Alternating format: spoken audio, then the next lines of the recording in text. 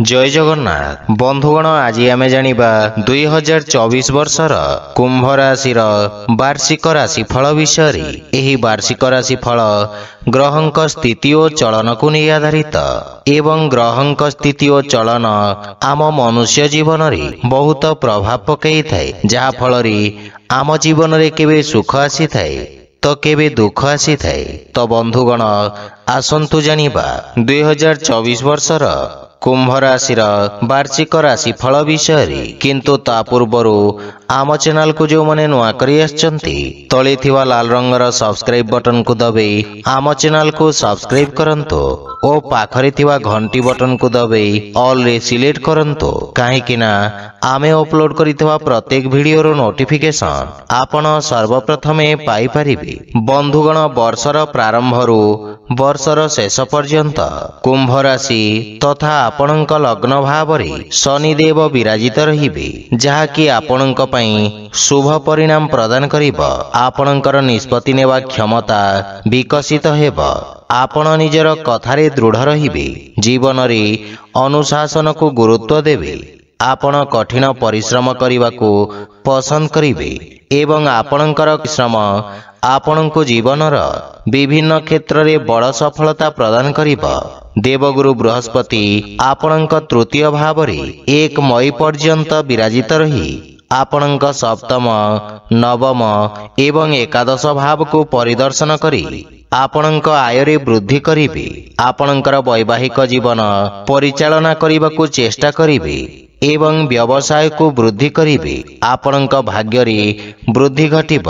धार्मिक आध्यात्मिक कार्य प्रति आपणक रुचि बढ़िब तथा कोनोसी धार्मिक कार्य रे आपण अंशग्रहण करिबे जहा फल रे आपणक सामाजिक क्षेत्रर विकास हेब।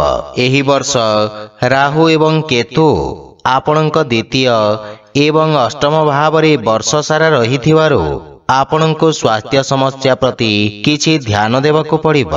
वर्षर प्रारंभ रे सूर्य एवं मंगल आपणक पंचम भाव को दृष्टि रखिबे जहाँकि आपणक प्रेम जीवन रे किछि समस्या उत्पन्न करिब।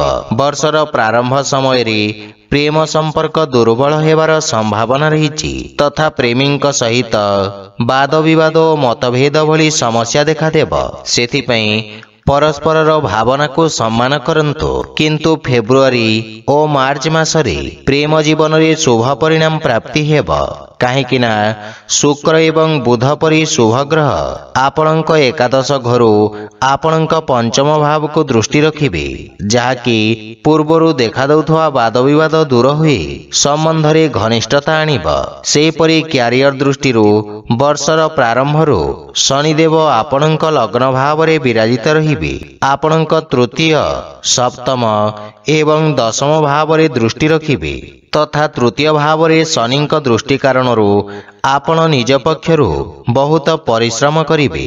कर्म क्षेत्र रे आपणक सहकर्मीक समर्थन मिलिब। आपण कठिन परिश्रम करिबाकू लज्जित हेबे नाही एवं कठिन परिश्रम करी सफलता अर्जन करिबे तथा परिश्रमर उत्तम परिणाम प्राप्ति हेब। सप्तम घरे शनिक दृष्टि कारण आपण कार्यक्षेत्र रे मध्य अग्रगति करिबे। एही वर्ष कार्यक्षेत्र रे उत्तम सफलता मिलिब। आपण जनवरी मासरे उत्तम पदोन्नति पाइबे। एहा परे जुलाई रु अगस्त मध्य आपणक कार्य रे वृद्धि हेबार संभावना रहिछि एवं आपण एक उत्तम पद पाइबे। अगस्त रु अक्टोबर मध्य चाकरी रे परिवर्तन हेबार दृढ़ संभावना रहिछि। वर्षर शेष मास गुड़िक आपणको सफलता प्रदान करिब। वर्षर प्रारंभ समय विद्यार्थी छात्र छात्री मानक पई किछि मात्रा रे दुर्बल रहिबार संभावना रहिछि तथापि आपण निजर अध्ययन रे ध्यान देबाकू चेष्टा करिबे। आपणकर मन किछि समस्या सहित संघर्ष जारी रखिब जहा फल रे अध्ययन रे ध्यान देवा आपणक पई कष्टकर हेब। निजर अध्ययन को सठिक भाव रे समाप्त करिबाकू कठिन चेष्टा करिबे एवं एथिपई आपणकर एकाग्रता मध्य शक्तिशाली हेब। एप्रिल अगस्त एवं नवेम्बर मास ଆପଣଙ୍କ ପାଇଁ କିଛି କଷ୍ଟସାଧ୍ୟ ହେବ। ଏହି ସମୟ ମଧ୍ୟରେ ଆପଣଙ୍କୁ ଶିକ୍ଷା ପ୍ରତି ଅଧିକ ଧ୍ୟାନ ଦେବାକୁ ପଡ଼ିବ ଏବଂ ନିଜର ପାଠ୍ୟକୁ ବାରମ୍ବାର ସଂଶୋଧନ କରିବାକୁ ପଡ଼ିବ। ଏହା ବ୍ୟତୀତ ଜାନୁଆରୀ, ଏପ୍ରିଲ, ଅଗଷ୍ଟ ଏବଂ ସେପ୍ଟେମ୍ବର ମାସରେ ଶିକ୍ଷା କ୍ଷେତ୍ରରେ କିଛି ବାଧା ସୃଷ୍ଟି ହୋଇପାରେ। ଅବଶିଷ୍ଟ ମାସରେ ଭଲ ଅଧ୍ୟୟନର ସମ୍ଭାବନା ରହିଛି। ପ୍ରତିଯୋଗିତାମୂଳକ ପରୀକ୍ଷା ପାଇଁ ପ୍ରସ୍ତୁତି ହେଉଥିବା ଛାତ୍ରଛାତ୍ରୀମାନେ ମାର୍ଚ୍ଚରୁ ଅଗଷ୍ଟ ମଧ୍ୟରେ ଉତ୍ତମ ସଫଳତା ପାଇବେ। ଏହା ବ୍ୟତୀତ ଯଦି ଆପଣ ନିଜ ପାର୍ଶ୍ୱରୁ କଠିନ ଚେଷ୍ଟା କରନ୍ତି ତେବେ ଅକ୍ଟୋବରରୁ ଡିସେମ୍ବର ମଧ୍ୟରେ ଉତ୍ତମ ସଫଳତା ପ୍ରାପ୍ତି ହେବ। ଏହି ସମୟ ଅବଧିରେ ଆପଣ ପ୍ରତିଯୋଗିତାମୂଳକ ପରୀକ୍ଷାରେ ସଫଳତା ପ୍ରାପ୍ତ କରିବେ। ଆର୍ଥିକ ସ୍ଥିତି ଦୃଷ୍ଟିରୁ 2024 ବର୍ଷଟି ଉତ୍ତମ ଅନୁକୂଳ ରହିବ। ବର୍ଷର ଆରମ୍ଭରେ ସୂର୍ଯ୍ୟ ଏବଂ ମଙ୍ଗଳ ପରି ଗ୍ରହଗୁଡ଼ିକ ଆପଣଙ୍କ ଏକାଦଶ ଭାବରେ ରହିବେ, ଯାହାକି ଆପଣଙ୍କୁ ଆର୍ଥିକ ଲାଭ ପ୍ରଦାନ କରିବ। କିନ୍ତୁ କିଛି କଠିନ ଆର୍ଥିକ ନିଷ୍ପତ୍ତି ନେଇ ଆପଣ ସମସ୍ତଙ୍କୁ ଆଶ୍ଚର୍ଯ୍ୟ କରିବେ। ଅନେକ ଥର ଆପଣଙ୍କର ଅନେକ ନିଷ୍ପତ୍ତି ଲୋକଙ୍କୁ ଆଶ୍ଚର୍ଯ୍ୟ କରିବ, କିନ୍ତୁ ଆପଣ ନିଜର ନିଷ୍ପତ୍ତିରେ ଦୃଢ଼ ହୋଇ ରହିବେ। ମାର୍ଚ୍ଚ ମାସରେ ଆର୍ଥିକ ପରିସ୍ଥିତିରେ କିଛି ଅସନ୍ତୁଳନ ହୋଇପାରେ, ସେଥିପାଇଁ ଆପଣଙ୍କୁ ଏପରି ଭାବରେ ଆଡଜଷ୍ଟ କରିବାକୁ ପଡ଼ିବ। ଅଗଷ୍ଟ ପରଠାରୁ ଆପଣ ଧୀରେ ଧୀରେ ଅନୁକୂଳ ଆର୍ଥିକ ପରିଣାମ ପ୍ରାପ୍ତ କରିବେ ଏବଂ ବର୍ଷର ଶେଷ ମାସରେ ଆପଣଙ୍କର ଆର୍ଥିକ ସନ୍ତୁଳନ ସ୍ଥିର ହୋଇଯିବ। ବର୍ଷର ପ୍ରାରମ୍ଭ ବ୍ୟବସାୟୀମାନଙ୍କ ପାଇଁ ଉତ୍ତମ ରହିବ।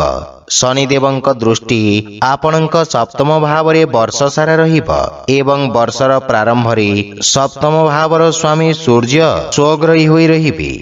ଏକାଦଶ ଭାବରେ ମଙ୍ଗଳ ଏବଂ ଦେବଗୁରୁ ବୃହସ୍ପତି ପ୍ରଥମ ଭାବରେ ରହିବେ। ମେ ପର୍ଯ୍ୟନ୍ତ ଆପଣଙ୍କ ତୃତୀୟ ଭାବରେ ରହି ଆପଣଙ୍କ ସପ୍ତମ, ନବମ ଏବଂ ଏକାଦଶ ଭାବକୁ ଦୃଷ୍ଟି ରଖିବେ, ଯାହାକି ଆପଣଙ୍କ ଭାଗ୍ୟକୁ ବୃଦ୍ଧି କରିବ ଏବଂ ଭାଗ୍ୟର ପୂର୍ଣ୍ଣ ସହଯୋଗ ପ୍ରାପ୍ତି ହେବ, ଯାହାଫଳରେ ଆପଣଙ୍କୁ କାର୍ଯ୍ୟକ୍ଷେତ୍ରରେ ପୂର୍ଣ୍ଣ ସଫଳତା ମିଳିବା ସହିତ ବାଣିଜ୍ୟ ବ୍ୟବସାୟରେ ଅଭିବୃଦ୍ଧିର ଅବସର ମିଳିବ।